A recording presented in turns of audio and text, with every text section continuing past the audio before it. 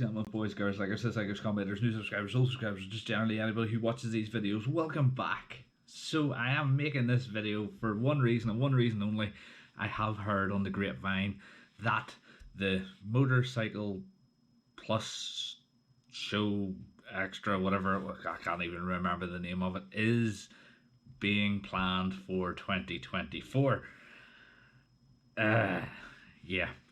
So let's just say I'm not going to be getting the information for this one because I'm going to call it pretty early on. If I don't hear nothing super fantastic about it, I was just not going to bother reporting on it. So what you'll probably find that this is in a playlist of its own, just in case anything talkable turns up.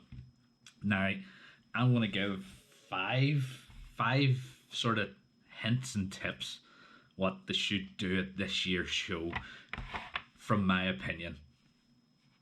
Just because, you know, I did the last series and a lot of people actually watched it and a lot of people criticised me for saying I didn't support it. I supported it right up to a certain point, and then I realised it was just going to be like the old ones and it was just going to be a farce. So, tip number one, your entrance. Now, a lot of the complaints about the show last year or this year were that there was more bikes on show in the car park rather than in the actual building itself. 100%, I agree. So tip number one is have something outside. Outside the front. You know, people running around, you know, handing out free stuff or leaflets, or draw people in. Like, people, I know a few people who literally went to the car park. They just went to the car park to have a look around and then just decided, they heard everybody talking about it and left.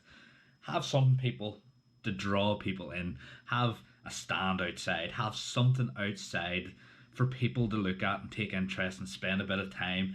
And then maybe do like best bike that turned up, furthest bike that turned up, you know, bike club that turned up outside in the car park to get everybody involved. Number two, and this is more for the entrance, if you're going to have your ticket team outside the doors in that little hallway, make sure the cash machine's accessible. Last year, this year, okay, I'll keep saying that because I'm confused, you had to enter the show, wait in a line for 10 or 15 minutes to get money, to come back out the double doors, to pay, to go back in. Now, I witnessed on not once, not 4 times, and not 5 times, and on about 7 or 8 times, people getting into the queue, having the same conversation of, do I really, should we just nip round? Yeah, fuck it. So they actually got out of the queue for the thing, not having bought their tickets, and just went through the whole show. There was nobody there to check tickets unless you're going in the front door. But if you're going in the front door to go to the cash machine, nobody sort of penned you in. There was, you know what I mean? Bit of a stupid one, but again, bit of common sense. Next time, have it outside. Or, now this would be a shocker, make sure your card machines work. Make sure your team who are doing the card machines understand what to do if something goes wrong, because no harm to the ladies who were dealing out the tickets. I'm sure I wasn't the only one that asked them, really, has anybody come back in to buy the ticket? And I know probably people did, and I did myself, because, well, someone was watching me most of the show. You know, just wise up. Think of the logistics before you actually start filling the show. Number 3. Now, number 3 is a pretty bog standard thing. No cars. Simple as that. No cars. It is a motorcycle show. So, use it as a motorbike show. You have Phil McCallum's, you have Charles Hurst, you have Coleraine, Moto whatever in Coleraine, you have GS and Ballymena, you have half a dozen or a dozen dealerships in Northern Ireland who could have put on a feasibly big stand, but you decided to put cars in. Now, I know their defence will be, but the plus meant more than just motorcycles. Your advertising was towards motorcycles only. So, wipe that theory out the door. No cars in a bike show. No, absolutely not. No. Support vehicles, lorries, yes. Cars and their own events, no. Number 4, have bikes to sit on. If not the majority of the bikes in that bike show were absolutely stunning. And I understand people don't want people sitting on their pride and joys and having people with bratty little kids sticking their hands all over it. But here's the thing.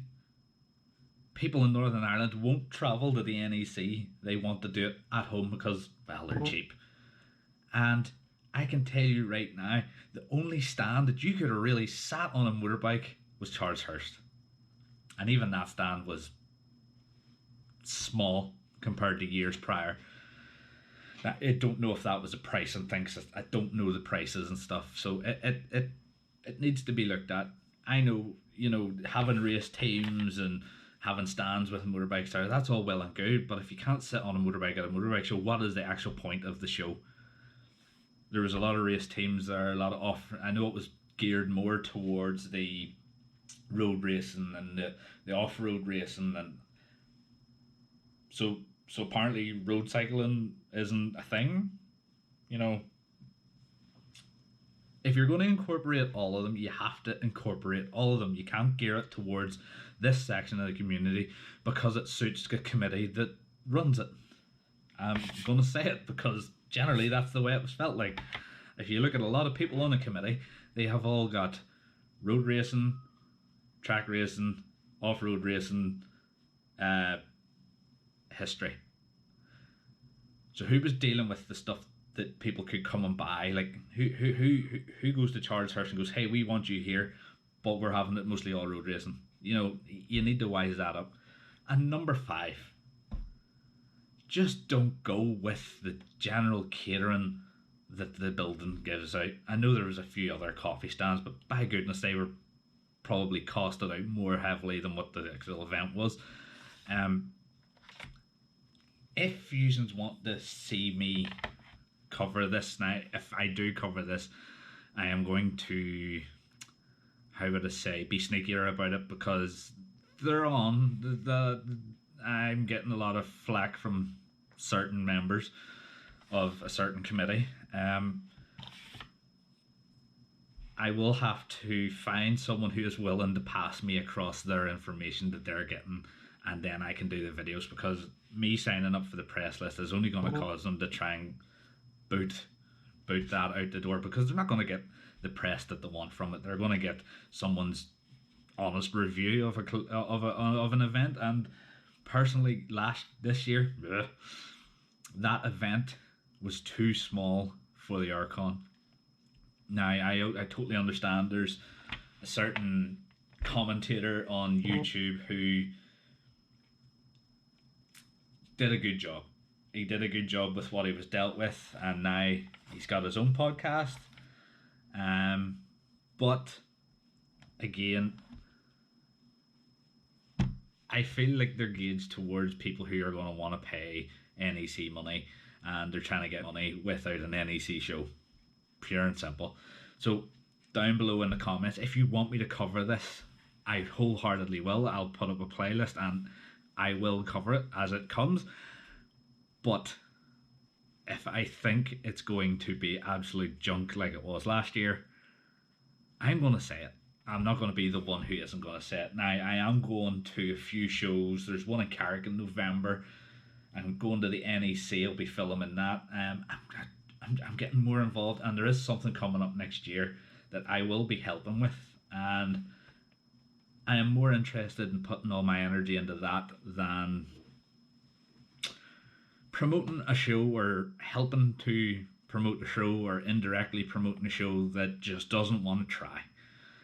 So let me know in the comments if you want me to cover more of this. If there's any questions you have about my thoughts about the show in 2023, let me know. If you have any thoughts about what you think I should be covering, let me know. And yeah, that was just a quick update. I know it's about 10 minutes this video, but let me know in the comments everything you want to know. I'll hit up the new playlist, I'll get it sorted, and tell me, should I cover the Northern Ireland Motorcycle Plus show in 2024 the way I did this year, or could I change it? As always, like, comment, and just subscribe. I mean, we're working hard. We're doing things, and don't forget, keep it lit. And if you can't keep it lit, don't charge 15 quid into a show that's not worth it.